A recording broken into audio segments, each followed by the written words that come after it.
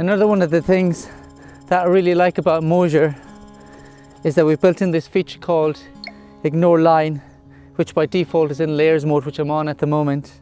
So I need to make my way over to a ramp just across the way. It's a bit of a distance, and I know that I'm not going to make it there in 6 to 8 seconds, but I can pause. And this point is ignored, it's ignore point or ignore line. I can take a breath, I can plan my next move, and then off I go again. And when I get here, I can swap from ignore line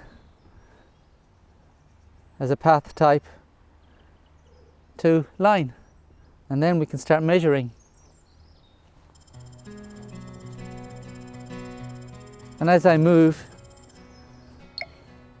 Moasure 1 is drawing out all the distances, the lengths, the angles, the gradients, the elevations of this ramp.